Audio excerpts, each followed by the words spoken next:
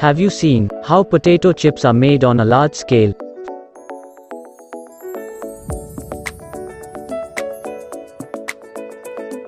First, fresh potatoes brought from the farm should be thoroughly cleaned.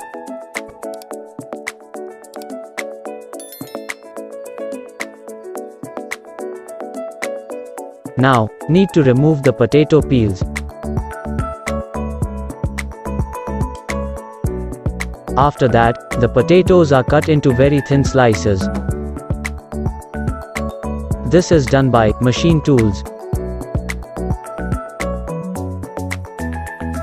In this special machine, these are fried to the correct consistency.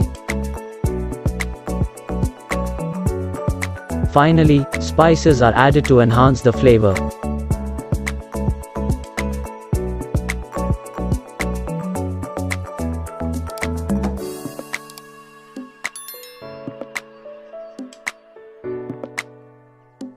Now, these are beautifully packaged and released to the market.